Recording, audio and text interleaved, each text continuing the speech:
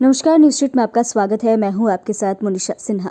बिहार के पूर्व deputy CM Tejashwi Yadav Jan विश्वास यात्रा निकालने वाले हैं। इनकी ये यात्रा शुरू होगी और कई जिलों में ये भ्रमण करेंगे।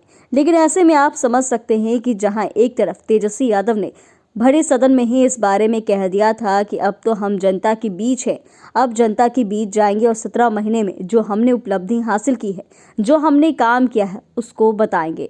ऐसे में अब आपको बता दें तो तेजस्वी यादव के इस जन विश्वास यात्रा पर बीजेपी लगातार कटाक्ष कर रही है। जहां एक तरफ सम्राट चौधरी ने इन पर प्रतिक्रिया दी थी, तो वहीं अब बीजेपी के फायर ब्रांड नेता और केंद्रीय मंत्री गिरिराज सिंह भी पीछे नहीं हटे। दरअसल बिहार की सत्ता से बेदखल होने के बाद राजद नेता और लालू प्रसाद यादव के बेटे पूर्व डिप्टी सीएम तेजस्वी यादव बिहार में जन विश्वास यात्रा पर जाने वाले हैं और ये यात्रा इनकी जो शुरुआत है वो मुजफ्फरपुर से होगी। बीजेपी के फायर ब्रांड लीडर और केंद्रीय मंत्री गिरिराज सिंह ने मुजफ्फरपुर आकर तेजस्वी यादव की जन विश्वास यात्रा को लेकर बड़ी बात कही है। दरअसल उन्होंने कहा है कि इनकी जो जन विश्वास यात्रा है उसकी हवा निकलने वाली है। भाजपा नेता ने कहा कि पिता पर तो जनता को कभी भरोसा नहीं हुआ, अब बेटा जन विश्वास यात्रा निकाल रहे हैं। मुजफ्फरपुर सर्किट हाउस में जब मीडिया कर्मी से बातचीत कर रहे थे तो गिरिराज सिंह ने ये बातें कही। गिरिराज सिंह ने कहा कि लालू यादव उनके बेटे तेजस्वी यादव जनविश्वास पैदा करके प्रधानमंत्री नरेंद्र मोदी को हटाना चाहते हैं, तो सपना देख रहे हैं। उन्होंने राजद नेताओं पर कहावत का जिक्र किया और कहा, ऊपर से फिटफाट भीतर से मुकामा घाट।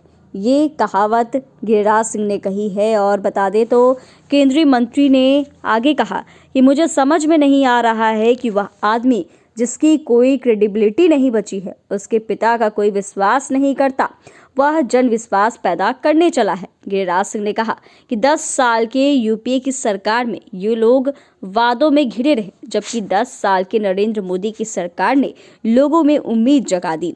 जिसके अकाउंट में पैसा नहीं है, जिसका कोई अपना घर नहीं है, जो नरेंद्र मोदी की अपनी कोई संपत्ति नहीं, उस नरेंद्र मोदी के खिलाफ जन विश्वास पैदा करने चले हैं। गिरिराज सिंह ने कहा कि लालू के परिवार के सभी लोग लूटने वाले हैं, सत्ता में रहते हुए धन कमाने वाले गिरोह हैं। दिखने में सुंदर हो, बोलने में अच्छे लगे, लेकिन असलियत कुछ और है।